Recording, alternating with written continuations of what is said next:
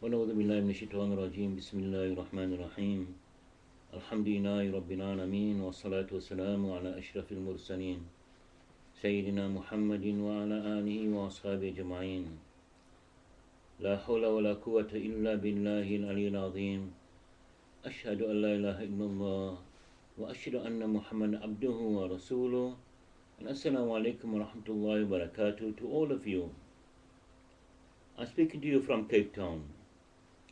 When we look at the distribution of the different Islamic religious groups in this country, it is always best for us to go to the history of what had happened in Islam. These conditions that we have today, or the distribution of the different groups, this distribution is not accidental, but is the result of a large variety of historical circumstances and historical processes that had taken place over many, many decades during the last historical period. And so when we look at South Africa, and we see that we have in South Africa, for example, we have Sunnis, there are Shias, there are Salafis, Tablighis, and some of the other groups also. And we have to ask ourselves, what were the circumstances that brought about this kind of distribution in this country? Now, Nabi Muhammad said during his time, he said that there will come a time in Islam when Islam, the Muslim population, the Muslim Ummah, would be divided into 73 sects. Only one of those sects would go to paradise. The Sahabas, of course, very curious about this, asking which group will go to paradise, and it said the group that follows very strictly his companions in their religious practice. Of course, we are Sunnis, or what is called the Ahli Sunni wal Jama'ah, and we of course believe that we form that group that will go to paradise. Other groups, of course, will believe the same. The Shias will believe that they are the group, or the Salafis will believe that they are the group. But I'm not going into the whys and wherefores of that tonight. I want us to find out what were the circumstances that brought about this situation in our country. We have different understandings of Islam, and sad to say, in many cases, these different understandings of Islam have given rise to very sharp divisions within our community. Sometimes these divisions also lead to very ugly scenes between different people. What is it that we believe, that the Sunnis believe? First of all, of course, we accept that those individuals who succeeded Nabi Muhammad ﷺ as the rulers of the Muslim Ummah, as that arrangement that came about was originally religiously authentic. We accept that the first person to succeed Nabi Muhammad ﷺ, or to become his Khalifa, the Khalifa Rasulullah, was Sayyidina Abu Bakr radiallahu anhu. We accept that he being succeeded by Sayyidina Umar radiallahu anhu. We accept he being succeeded by Sayyidina Uthman radiallahu anhu, and also then Sayyidina Uthman being succeeded by Sayyidina Ali. We accept that arrangement as being religiously authentic. Of course, there were a number of people at the time with the demise of Nabi Muhammad ﷺ, who believed that the first person who should have taken over from Nabi Muhammad ﷺ should have been Sayyidina Ali. And they formed the party of Sayyidina Ali, or what we refer to today as the Shias. What else do we believe? We, for example, in the interpretation of the divine law, what we call jurisprudence, we accept the teachings of Imam Shafi, Imam Abu Hanifa, Imam Ahmad ibn Hanbal, and Imam Malik. And there were also, of course, many others, and they also had students who also made major contributions to this jurisprudence. So first of all, of course, we believe that the people who succeeded Nabi Muhammad ﷺ is as Allah subhanahu wa ta'ala wanted. We believe that in the interpretation of the Sharia, we take the views of the four Imams, Imam Shafi, Imam Ahmad ibn Hanbal, Imam Abu Hanifa, and Imam Malik. We believe that, we accept that. There were also many others that were attached to them. With regard to the prophetic traditions, we accept that the six most authentic collection of traditions are those by Imam Bukhari, Muslim, Tirmidhi, Ibn Majah, Abu Dawud and Nasa'i. We accept that. And there are also many others. Out of all this, in this milieu that I've just described to you, with the successes of Nabi Muhammad sallallahu alaihi wasallam, the coming of these great legal minds in Islam, the arrangements that were brought about with regard to the collection of the holy traditions, they grew in Islam a large number of what we later referred to as Sufi orders, under great spiritual figures. Again, for example, all must have heard of Shaykh Abdul Qadir Jailani, Shaykh Muhyiddin Chishti, Shaykh Naqshbandi, Imam Shadi, so many great spiritual figures during their time. And they encouraged, to a large degree, the striving for spirituality in Islam, what we later come to refer to as the purification of the nafs, the purification of the soul. And they did not bring a new dimension to Islam.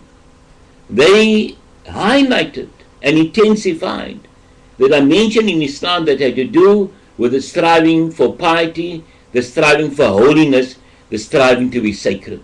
And so all these facts that I've mentioned to you, with regard to what we as Sunnis accept, this forms the basis of the beliefs and the practices of the Ahli Sunni wal Jama'ah, or the Sufis as we know.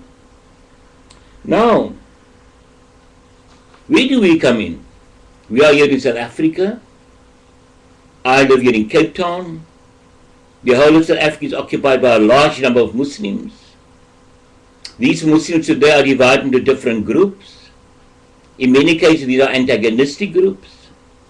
Although we all refer to ourselves as Muslims, there are many verses in the Quran speaking about brotherhood, about being together, about each Muslim being the brother or the sister of every other Muslim. We know about all these things. To a large degree, unfortunately I must say so, we have discarded many of these things. But where do we come from? The Muslim population in this country, what are its origins? Of course, during the 1600s, 1700s, 1800s, part of the 1800s, we all know about colonialism, we all know about imperialism, we all know about the slave trade. And so colonialism, with the slave trade and the battle against colonialism in the East, especially in the East, resulted in the coming of slaves. It's a most amazing thing that Islam came here as a consequence of colonialism and the slave trade. It's the most amazing thing. Where did our forefathers come from? They came from Indonesia. At that time, of course, it was called the Malay Archipelago. They came from India, the Malabar coast and the Coromandel coast. Those who came from the Malay Archipelago were mainly Shafis. Those who came from the Malabar and Coromandel coast in India were also mainly Shafis. Some came from Madagascar, from East Africa. But to a large degree, almost we can say 99% of the slaves and also the political exiles that came here during this period from the 1600s to the 1800s were Shafis. Now, this was the stance of the Muslims here in South Africa. They were Shafis. Sometime later, during the reign of Queen Victoria in England, some people from the Cape wrote to her and asked her to send somebody out here to teach the Muslims here their Islam. I do not know up to today who sent that letter. But it reached her, and she then at that time appealed to the Ottoman Empire to send somebody here to the Cape. And they chose a Kurd, Sheikh Abu Bakr Effendi, accompanied by Lutfi Effendi, and they came to the Cape. Now they were Hanafis. And so they introduced at the Cape the Hanafi madhab. But this was not a very strong madhab, but there was a lot of difference of opinion now, large number of court cases had come about, and eventually the Hanafis built their own mosque in part of Cape Town. So we had a Hanafi mosque in Cape Town, very sad, and a Shafi mosque in Cape Town, equally sad. But this is part of our history. And so the vast majority of people, at the time that I've just mentioned to you, the vast majority of Muslims here in South Africa were of the Sunni madhab, the Sunnis. Now, I told you about the fact that there were people of the companions, I suppose, who had considered that Sayyidina Ali should have succeeded Nabi Muhammad sallallahu alaihi wasallam, and they broke away and they formed the Shia madhab, the Shia understanding of Islam. Of course, what happened at Karbala was Sayyidina Hussein just deepened the divisions, and they developed in Islam we had the Sunnis, but also a group referred to as the Shias. With the Iranian Revolution, that happened in 1978, 1979, a number of people went over to the Shia madhab here in South Africa. And so during the last few decades, we can say, we've had the Sunni madhab, the Sunnis, and also the Shias at the Cape. But there was another very important development that took place during the 1700s in Saudi Arabia. There was a scholar, Ibn Abu al-Wahhab. He had formulated a madhab that opposed spirituality, that the Sunnis preached, and opposed the madhabs. And he made a pact, I think with the great-grandfather of the present rulers of Saudi Arabia, that he would provide the madhab and they would provide the military support for that madhab in Saudi Arabia, in Arabia at the time. This pact was agreed by the two of them. And so for the next 140 years, the military of that tribe, what we call the soldiers of that tribe, conquered almost the whole of Arabia and some other areas. And so the Salafi madhab, because that's what they call themselves, and I will call them what they call themselves, the Salafi madhab was established in Arabia under the military protection or the military support of the ruling regime there. They opposed spirituality, considered Nabi Muhammad as an ordinary person, and reduced the status of the awliya of Allah subhanahu wa ta'ala. But that's not important to me at present. I want to deal with why we are like this here. We here in South Africa were not totally aware of what was going on. Of course, we might have read about it, but I don't think that there was a general awareness of the fact that there was a new understanding of Islam that had developed in the Hijaz and the rest of Arabia. We did not know that. And we continue to send our sons and our daughters over to Makkah, Medina to study. It was a major blunder, but he says done, it's done. The coolest day, the kerk, as we say. It is done. Large numbers of these students or scholars who went over there came back to South Africa thoroughly versed in the Salafi madhab. And so we opened our doors for them because they were our children. They came to occupy the pulpits. They came to occupy the madrasas and slowly started to spread the Salafi madhab throughout this country. And today we have a situation where almost the whole country, or large parts of the country, are under the control of what is called the Salafi madhab. This is a very sad thing I'm telling you, but it is true. We travel through this country. We've traveled in Namibia, we've seen it there. We've traveled in Malawi, we've seen it there. In Malawi, for example, at one time 100% Muslim. Later on, now today, the percent has come down considerably.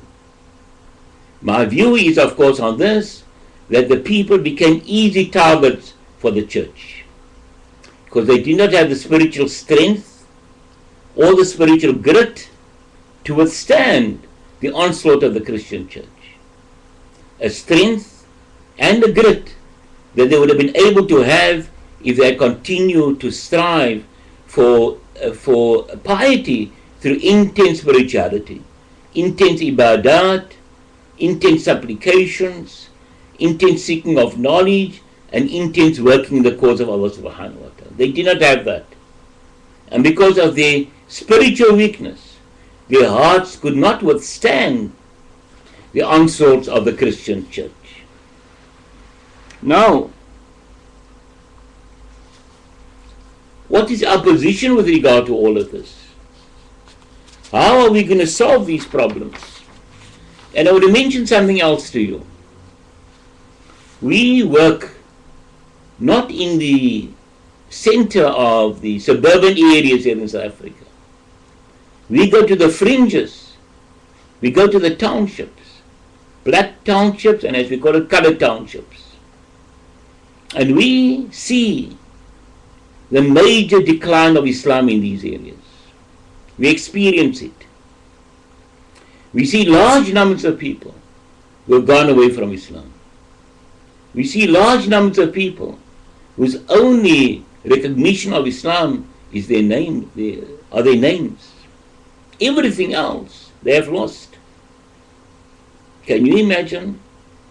I came across a lady, I think she was in her 60s, who did not know how to recite salawat. This is the damage that has been done to these people. In many of our high schools, we don't talk about this anymore either. In many of our high schools, many of the children are not fasting. The question that we have to ask ourselves, what has happened? These divisions of the Muslim community in this country, the Salafis, the Tablighis, they also came in from India mainly, the Shias, the Sunnis, who are at each other's throats most of the time.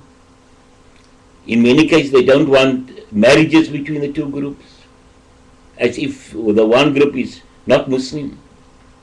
We go onto the websites of some of them, like Allahu Akbar.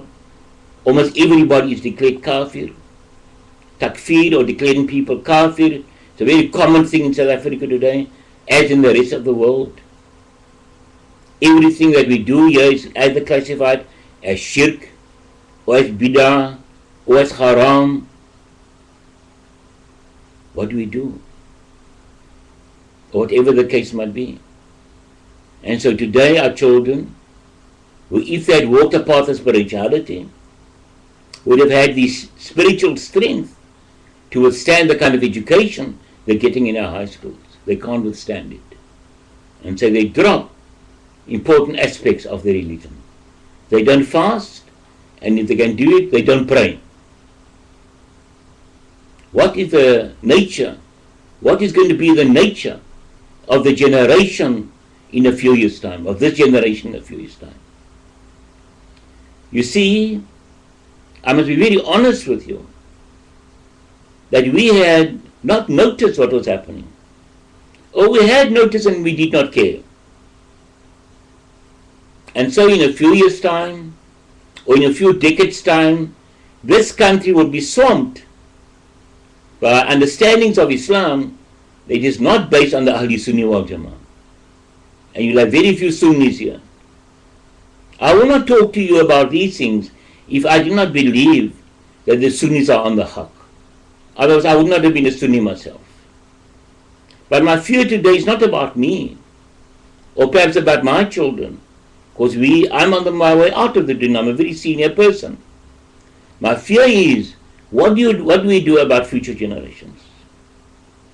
What are we going to do as a community? Or those of us who are very conscious of the fact that we are Sunnis.